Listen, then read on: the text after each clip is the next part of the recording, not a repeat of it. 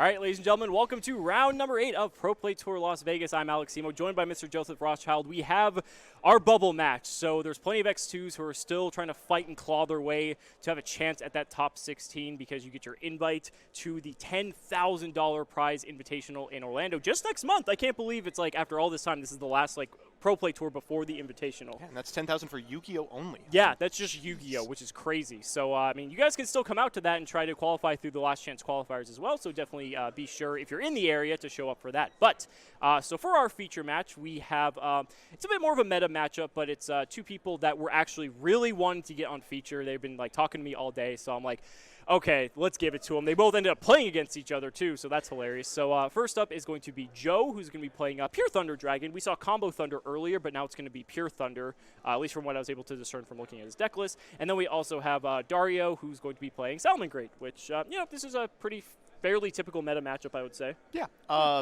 I love seeing Pure Thunder. I think it's an incredibly interesting deck. There's a ton of different directions you can take it in, since the deck is missing probably like 4 or 5 playables.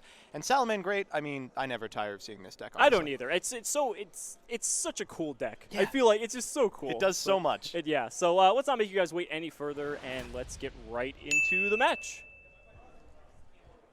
So I believe they've already rolled dice. Let's see a nice hand check there. And it looks like Thunder might be starting off. All right, and Allure of Darkness is really exactly where you want to be. Yeah, I can't really complain too much about that. Wow, Dario's going to Ash Okay, I'll complain Allure. about it. You know, I don't actually mind this because if he were to banish, let's say a Dark, I mean, I guess you could Ash the Dark at that point, but... This is the scenario in which it matters. If he doesn't have another way to search things. For example, if you Ash post Allure, he's 2 cards deeper, and then... More importantly, there's something in the graveyard or in the banish zone for Hawk. Wow. So, he had all 3 in his hand. He had Allure, Roar, Dark, Hawk. Well, unfortunately, because of the Ash Blossom, it looks like the end board is going to be 1 Colossus unless he's got a normal summon. Salamangreat is perfectly fine playing under a single Colossus. Yeah, there's a back row too, but Mirage Stallion will make quick work of that. Yeah, absolutely. I mean, Dario's got to be feeling pretty good about that, and he's still got 5 cards to work with here. Let's see what he's got. He's going to go ahead and start with a Phoenix. All right. Or, excuse me, Foxy. Oh, I'm preempting this. There. Yeah, a little bit. Of course, Foxy is much less strong when it can't use its effect. We're going to lead with Mirage Stallion because we want to get that off the field right now. So and here here is the impermanence. And see, this is what I love about Salamangreat so much. You imperm something like the Mirage Statue's effect, but it still gets the value. Ooh, never mind. Okay. It still gets the value unless, of course, the rest of your hand is garbage. Wow. Okay, 2 players relying on 1 monster, one of which is much stronger than the other, and a ripped gold Sark off the top. Ooh, that's got to feel pretty good. So just thinking real quick, Thunder, of course, can very often feel like a combo deck. Where you have to be thinking several steps ahead. Of course, your end board is going to look similar no matter what, but getting to that position is a little difficult. Here it looks like we're going to see a link for some Summoner, and afterwards we'll activate the effect of Roar, likely to summon a Dark from deck. Yeah, and what I was getting at earlier is that, if you just had a single extender, which Salamangreat has plenty of, impermanence doesn't really do a whole lot against the deck. The deck is so efficient at churning through opponents' cards that don't remove the actual Salamangreat cards from the field, impermanence, Valor, all these different types of cards you might see. So that's what I was getting at earlier. But now Joe's going to be able to take, I won't say complete control of this game, but he's going to be in a much more favored position for sure. I'll say complete control of the game. I think it is unlikely he doesn't figure out a way to perform lethal this turn. Well, and, you have to. This is a good step towards that. You have to remember, Salamangreat does play a big, hefty slew of hand traps. To be fair, but I feel like we would have seen them at this point because some Summoner would have procced a Phantasme. I feel like we would have seen Ash on the Roar effect. Yeah. So there's a lot of different scenarios that probably would have prompted hand traps. So we'll see. They could be things that don't matter. You know, something like an Nibiru that at this point doesn't do anything. Yeah. We're going to go for double Titan here. Oh, man. Ooh. This is lethal, right? 32, 32, 64. Some Summoner is what? He's not very large, but I thought that the Titan was going to be followed up by a hand activation. That's what I was assuming as well, but... Okay, well... Titan, of course, is a 3,200 body. Mirage is 2K, so Dario's going to take 1,200 from that, and then we'll take another 32, and then some Summoner. I feel like sometimes it was like 1600 Whoa, attack. and then a oh, Gustav the Max! Gustav Max for game. Well, that explains the double Titan. The double Titan now. Okay. Joe is laughing hysterically. When do you get to see that happen? It's very rare that you get to see. Well, I shouldn't say that because we featured trains earlier. Yeah, but, this is the second Gustav Max that's resolved on camera. Wait, hold up. Is that a Lost Art promo? No, it's the green cannon. Tisk, tisk. How unfortunate. The grand tournament of the series is upon us as Season 2 comes to a close with the Pro Play Tour Invitational, where players will be playing for $25,000 in cash and prizes. Still not qualified? Last chance qualifiers will occur on day 1 of our 3-day event and will fire every 8 players, awarding a box in prizing and invites. Be ready to play a few, because LCQs are only $10. Saturday is day 1 of the main event with a top competitor playoff following on Sunday. Stick around for day 3, where we will have team events as well as a variety of side events. For more information, visit ppgeventmanagement.com and come play with the pros. There's a lot of heavy hitters. Just one note, Christian Urena, the winner of YCS Lima, and Ramiro Garcia, the 2-time YCS winner of the past few months, are both eliminated. Whoa, how did that happen? They lost. That's how. Well, I hear that is a pretty easy way to get eliminated. They actually both came up to me and said, your guys' tournaments are hard. They should have come to the one a couple ago. Yeah. Ooh, and there's the Ash Blossom. Yeah, so Dari's going to start with the Salamangreat Circle, which is going to be met with Ash Blossom. Wow, Joe has Phantasme too. And Phantasme is particularly good against Salamangreat, typically because of the fact that it's such a large body. The targeting effect is also relevant, but it has like the Trickstar problem where it's difficult for Salamangreat sometimes to get over large monsters. And wow. He says, we're not actually playing Yu-Gi-Oh! Today. I'm assuming he side decked in Ogre. Wow. I have not seen Ogre in this format in quite some time. Why would... I mean, I know very little about, the Thunder Salamangreat matchup, but there's no way that's correct, is there? There's like very niche instances where like Ghost Ogre can be good, but as soon as Balinx hits the graveyard, like those instances become. But he passed. This man has insight that we cannot fathom. I mean, it seems odd with a Phantasma in hand. But now Dario dropped a Lancia, so I mean, Joe is not really going to be able to do much on his turn, and I mean, based off of the composition of his hand, he might just have to pass it back. This whips. This is peak Yu-Gi-Oh. There we go. So both Pass, players just pass, exchanging pass. turns. Now, Dario is going to be able to hopefully set up here. He did have to use his normal summon at Buffalo. Here comes a Jack Jaguar. He drew both jacks. And so it's like you can go for another Balinx here, but maybe possibly set one up in the grave. You are turning on the Phantasma. Right, and I mean, that's something that's so difficult for Salamangreat to play around whatsoever. Oh, there's no way. Yeah. He just nods. He's like, yeah, of course. Yep, this happens to me all the Phantasma time. going to come down. Joe's going to sculpt his hand, and Dario can then... What is that? Oh, a Lupine. Lupine's pretty strong. Is that a Compulse? It's a trap. Or was that a Dinomicious? I feel like Dinomicious might be more... They're both blue. Yeah. But now Dario can go ahead, bring back the Jaguar. That gives him a Sunlight Wolf play, but like not really a lot to do with it. Yeah. And he does have to worry about this Phantasma here. It is a Compulse. Is it? Okay. All right. So Jack Jaguar going to resurrect itself to the point that Balinx points to. Now, from here, again, like Sunlight Wolf is a play. You could go for... Depends on what's in the hand. I was going to say Ash was in the grave, and that's something you always have to look out for as a Salamangreat player if you can take advantage of any fires in the opposing grave. Ooh. And that's going to proc the impermanence. Wow. Dario, I mean, what do you do? He just has to passes. That's so rough. Now, and with a Lupine in hand, now the entire hand is on for the Thunder player. Where's the second Lancia? He just drew a Solar. Solar's fine, but not fantastic here. I don't think he has a Hawk in hand or any way to capitalize on it. I think we're going to see the normal summon to Lupine. I was going to say Lupine, and then you can just get rid of the Solar. Yeah, Thunder Monster is good enough. Yeah. From here we can banish Roar, Roar for Dark, and then we're off to the races. Are we going to see another... Gustav Max double Titan. Yeah, I don't think so. Not convinced. So Roar's going to go ahead and summon Dark. Joe does have the instant fusion. There's no way he loses this, right? I feel like from this position, there's absolutely no way. He could even instant fusion for like a Thousand Eyes Restrict, take the Hita, and then walk in with Titan double Calo.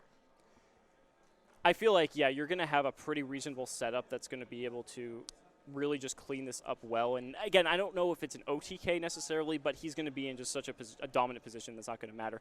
Going for IP, okay. Right, maybe he just wants the arrows. Now, the important thing to keep in mind is that we have not activated the hand effect of a Thunder Monster yet. Correct. So we're going to have to get Hawk here. Yeah. As opposed to something like a fusion. Right. So now he can go ahead and Hawk back any of his other Thunders. That'll give him a Colossus at the very least. And then that gives him a pretty interesting setup. I'm not sure if he's going to take advantage of the instant fusion either. Don't really see any opportunity where that makes a ton of sense. No. Not from here. Is there another Thunder in the hand? Because there is not. There's just Titan? instant fusion and the Compulse, I believe. I feel like there had to be a mechanism by which you could do it. Well, we're just going to attack. That's going to be 550. Thank you, Hita, for your 50 attack. Completely ruining our ability to tabulate. Oh. And then 800 from Mask and 26 from Colossus. And there should be a 50 in here as well. I'm sure I can do it.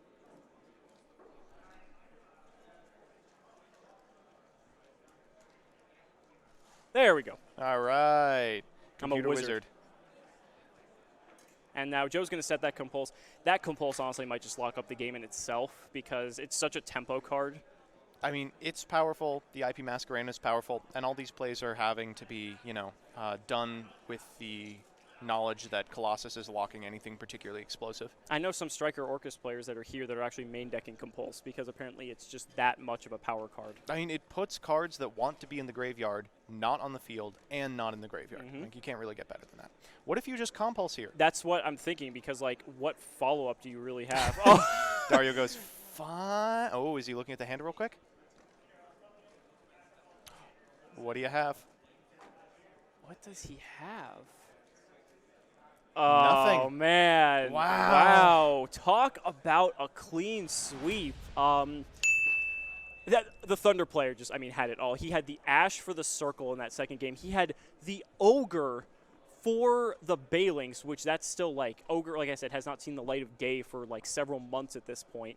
And he had the Phantasme to help refresh his hand. He was able to keep Dario at bay. Even under the Lancia, his Lancia was basically just ended his turn. And yeah, maybe I've been playing Thunder wrong. Every single time I saw a hand trap activated, I was like, well, that's okay, but not fantastic. And then the Salamangreat player would say, okay, your turn. I mean, it really did look like every hand trap was killer, and every hand trap the Salamangreat player drew just wasn't enough. Yeah, and I mean, that can happen sometimes. But that's going to be it for the round 8 feature match. We'll see if we can go ahead and get Joe for a quick interview, just since we got, 28 minutes until round 8 concludes. Settle in, folks. Yeah, so I think that just makes the most sense to try to, just kill as much time as possible, give you guys some content and insight into Joe's decision to play Thunder. I'm not sure if Joe's a solid lock for top 16. His chances are obviously good because he has the record that he needs, but I don't know if it's guaranteed because of just the way the player counts are and the tiebreakers and so forth. But breakers matter at this point absolutely, in the tournament. I think last Pro Play Tour, several X2s didn't make it into top 16. Right. The attendance was slightly higher just because of the location, but I would imagine that some number of X2s won't be making it today either. I think that's something that a lot of players have been clamoring about recently is the fact that there have been a lot of players that haven't been able to make the top cut even if they get the qualifying record. And so, like, I was even thinking, like, if we just, there's other games that add extra rounds of Swiss or cut to a different top cut to make sure that if you get X2, you have a topping record. And I feel like maybe moving forward, that might be the right way to go. Like, if we did a 9th round of Swiss, that would guarantee every single X2, or at least almost every single X2 would be in. So maybe that's the solution. I'm not sure. I'm sure the people who are watching in chat will be able to let me know. 533 of you. So, but in the meantime, we'll just get that interview ready. We'll be right back.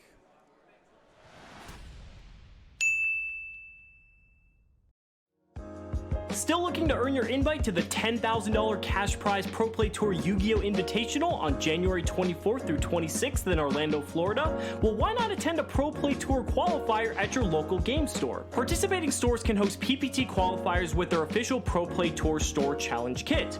Interested in hosting a PPT qualifier of your own? Visit ppgeventmanagement.com to learn how your local game store can qualify to host Pro Play Tour qualifiers today.